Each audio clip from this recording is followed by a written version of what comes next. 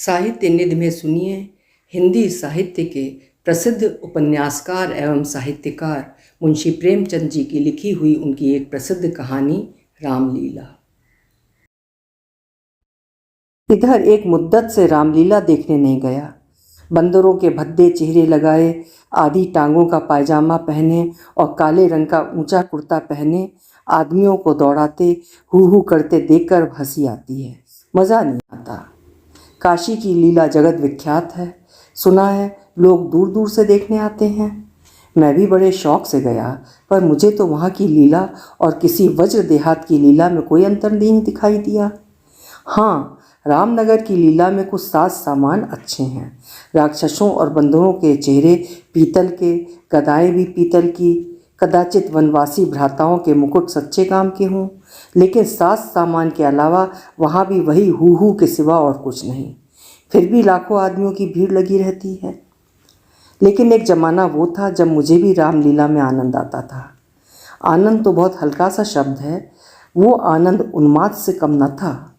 संयोगवश उन दोनों मेरे घर से बहुत थोड़ी दूर पर रामलीला का मैदान था, और जिस घर में लीला पात्रों का रूप रंग भरा जाता था वो तो मेरे घर से बिल्कुल मिला हुआ था। 2 बजे दिन से पात्रों की सजावट होने लगती थी। मैं दोपहर से वहाँ जा बैठता और जिस उत्साह से दौड़ दौड़ कर छोटे मोटे काम करता, उस उत्साह से तो आज अपनी पेंशन भी लेने नहीं जाता। एक कोठरी में राजकुमारों का श्रृंगार होता था। उनकी देह में राम रज पीसकर पोती जाती, मुख पर पाउडर लगाया जाता और पाउडर के ऊपर लाल हरे नीले रंग की बूंदियाँ लगाई जाती थीं। सारा माथा, भौहें, गाल, ठोड़ी बुंडकियों से रच उठते थे। एक ही आदमी इस काम में कुशल था। वही बारी बारी से तीनों पात्रों का श्रृंगार करता था। रंग की प्यालियों में पानी लाना, राम रज पीसना, पंखा झलना मेरा काम था। जब इन तैयारियों के बाद विमान निकलता तो उस पर रामचंद्र जी के पीछे बैठकर मुझे जो उल्लास, जो गर्व, जो रोमांच होता था, वो अब लाट साहब के दरबार में कुर्सी पर बैठकर भी नहीं होता। एक बार जब मेंबर साहब ने व्यवस्थापक सभा में मेरे प्रस्ताव का अनुमोदन किया था, उस वक्त मुझे कुछ उसी तरह का उल्लास, गर्व और रोमांच हुआ था। हाँ, एक बार जब मेरा ज्येष्ठ पुत्र नायब तहसीलदारी में नामजद हुआ, तब भी मुझे कुछ ऐसी तरंगें मन में उठी थीं, पर इनमें और उस बाल विह्वलता में बड़ा अंतर है। तब ऐसा मालूम होता था कि मैं स्वर्ग में बैठा हूँ। निषाद नौका लीला का दिन था। मैं 2-4 लड़कों के बहकावे में आकर गुल्ली डंडा खेलने लगा था। आज श्रृंगार देखने न गया। विमान भी निकला, पर मैंने खेलना नहीं छोड़ा। मुझे अपना दांव लेना था। अपना दांव छोड़ने के लिए उससे कहीं बढ़कर आत्मत्याग की जरूरत थी, जितनी मैं कर सकता था। अगर दांव देना होता तो मैं कब का भाग खड़ा होता, लेकिन पदाने में कुछ और ही बात होती है। खैर, दांव पूरा हुआ। अगर चाहता तो धांधली करके 10-5 मिनट और पदा सकता था। इसकी काफ़ी गुंजाइश थी, लेकिन अब इसका मौका न था। मैं सीधे नाले की तरफ दौड़ा। विमान जल तट पर पहुंच चुका था। मैंने दूर से देखा, मल्लाह किश्ती लिए आ रहा है। दौड़ा, लेकिन आदमियों की भीड़ में दौड़ना कठिन था। आखिर जब मैं भीड़ हटाता, प्राण प्रण से आगे बढ़ता, घाट तक पहुंचा तो निषाद अपनी नौका खोल चुका था। रामचंद्र पर मेरी कितनी श्रद्धा थी। मैं अपने पाठ की चिंता न करके उन्हें पढ़ा दिया करता था, जिससे वो फेल न हो जाएं। मुझसे उम्र ज़्यादा होने पर भी वो 9वीं कक्षा में पढ़ते थे, लेकिन वही रामचंद्र नौका पर बैठे इस तरह मुंह फेरे चले जाते थे मानो मुझसे जान पहचान ही नहीं। नकल में भी असल की कुछ न कुछ बू आ ही जाती है। भक्तों पर जिनकी निगाह सदा ही तीखी रही है, वो मुझे क्या उबारते। मैं विकल होकर उस बछड़े की भांति कूदने लगा, जिसकी गर्दन पर पहली बार जुआ रखा गया हो। कभी लपक कर नाले की ओर जाता, कभी किसी सहायक की खोज में पीछे की तरफ दौड़ता, पर सबके सब अपनी धुन में मस्त थे। मेरी चीख पुकार किसी के कानों तक न पहुंची। तब से बड़ी बड़ी विपत्तियां झेलीं, पर उस समय जितना दुख हुआ उतना फिर कभी ना हुआ। मैंने निश्चय किया था कि अब रामचंद्र जी से कभी ना बोलूँगा, न कभी खाने की कोई चीज़ ही दूंगा। लेकिन जो ही नाले को पार करके वो पुल की ओर से लौटे, मैं दौड़कर विमान पर चढ़ गया और ऐसा खुश हुआ मानो कोई बात हुई ही ना हो। रामलीला समाप्त हो गई थी। राजगद्दी होने वाली थी। पर न जाने क्यों देर हो रही थी। शायद चंदा कम वसूल हुआ था। रामचंद्र जी की इन दिनों कोई बात भी न पूछता था। ना तो घर जाने की छुट्टी ही मिलती थी, ना भोजन का प्रबंध ही होता था। चौधरी साहब के यहाँ से एक सीधा कोई 3 बजे दिन को मिलता था। बाकी सारे दिन कोई पानी को भी न पूछता। लेकिन मेरी श्रद्धा अभी तक ज्यों की त्यों थी। मेरी दृष्टि में वो अब भी रामचंद्र ही थे। घर पर मुझे खाने की जो चीज़ मिलती वो लेकर रामचंद्र को दे आता। उन्हें खिलाने में मुझे जितना आनंद मिलता था उतना स्वयं के खाने में कभी ना मिलता।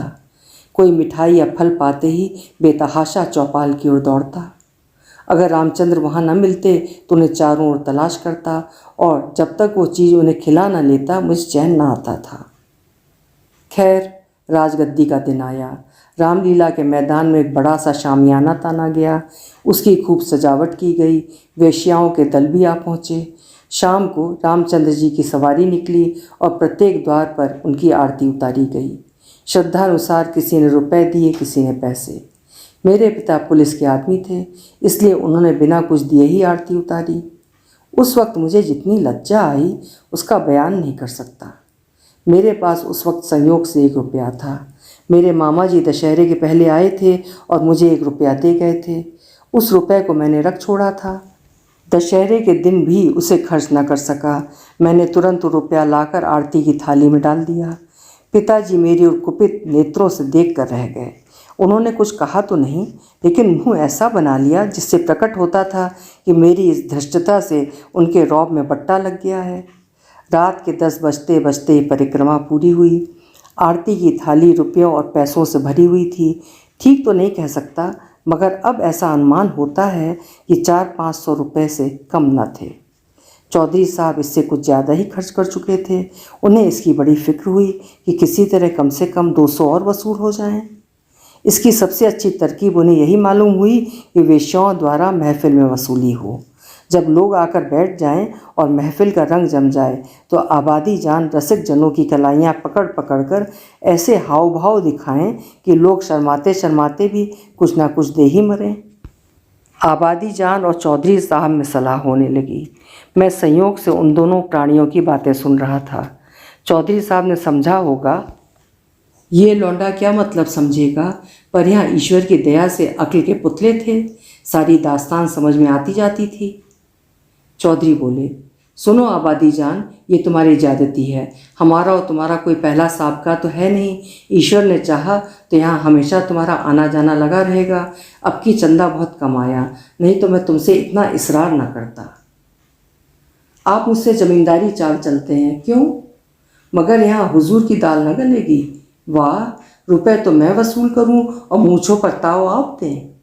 कमाई का यह अच्छा ढंग निकाला है। इस कमाई से तो वाकई आप थोड़े ही दिनों में राजा हो जाएंगे।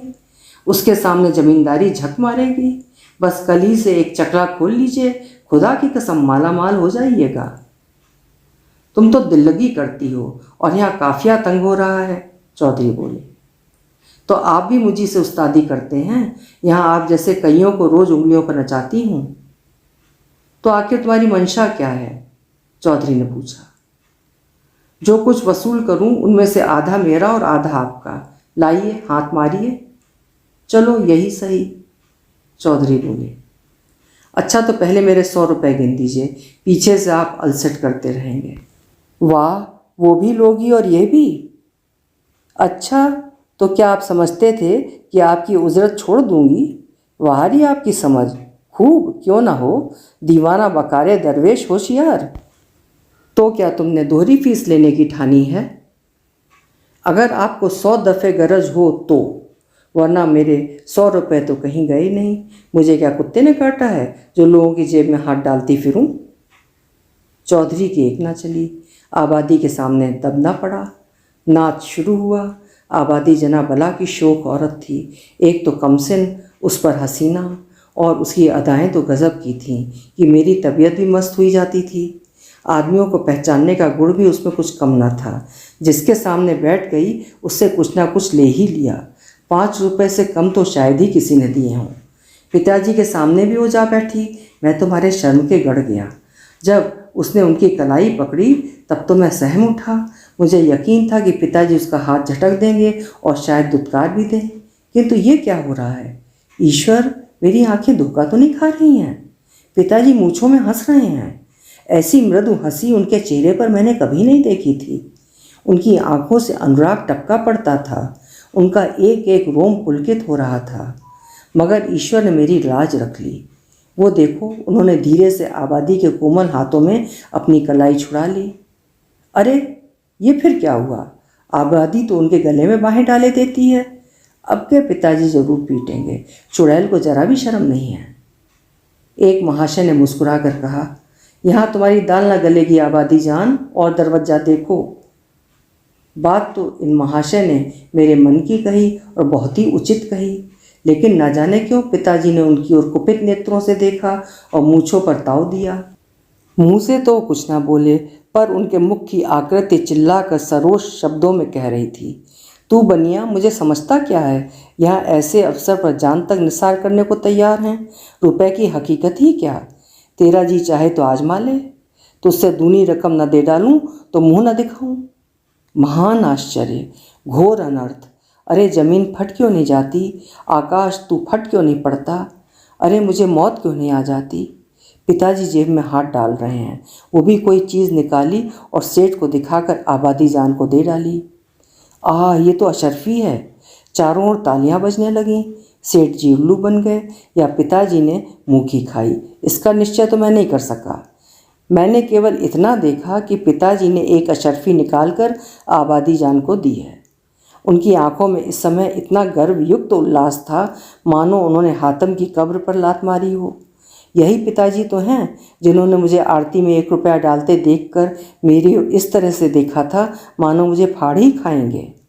मेरे उस समय के परिमोचित व्यवहार से उनके रौब में फर्क आता था और इस समय इस घृणित, कुत्सित, निंदित व्यवहार पर वो गर्व और आनंद से फूले न समाते थे। आबादी जान ने एक मनोहर मुस्कान के साथ पिताजी को सलाम किया और आगे बढ़ी, मगर मुझसे वहाँ न बैठा गया। मारे शर्म के मेरा मस्तक झुका जाता था। अगर मेरी आंखों देखी बात न होती तो मुझे इस पर कभी एतबार न होता। मैं बाहर जो कुछ देखता सुनता था उसकी रिपोर्ट अम्मा से ज़रूर करता था, पर इस मामले को मैंने उनसे छिपा कर रखा। मैं जानता था उन्हें बात सुनकर बड़ा दुख होगा। रात भर गाना होता रहा। तबले की धमक मेरे कानों में आ रही थी।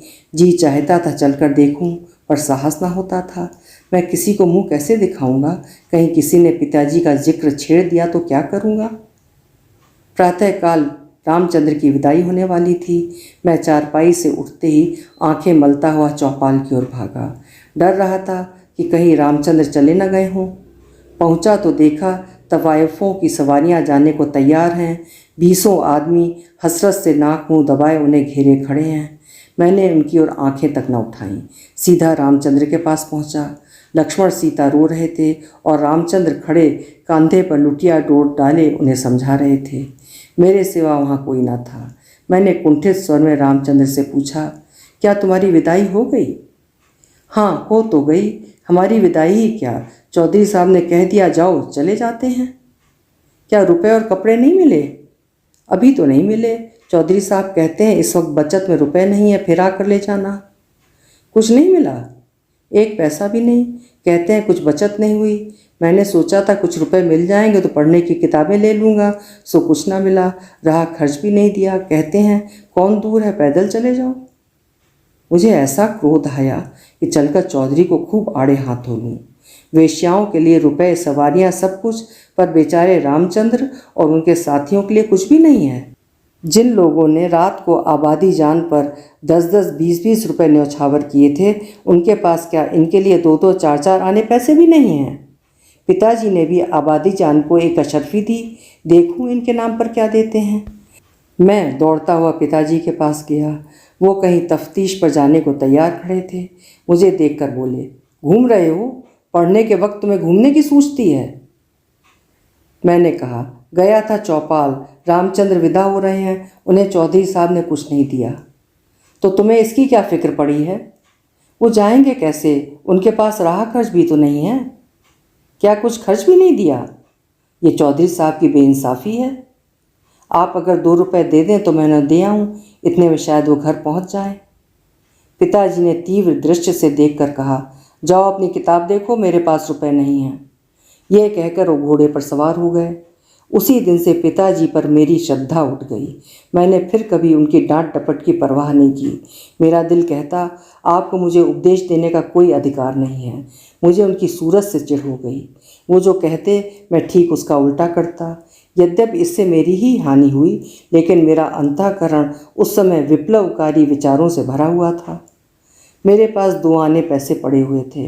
मैंने पैसे उठा लिए और जाकर शर्माते शर्माते रामचंद्र जी को दे दिए। उन पैसों को देखकर रामचंद्र को जितना हर्ष हुआ, वो मेरे लिए आशातीत था। टूट पड़े मानो प्यासे को पानी मिल गया। वही 2 आने पैसे लेकर तीनों मूर्तियां विदा हुईं। केवल मैं ही उनके साथ कस्बे के बाहर तक पहुंचाने आया।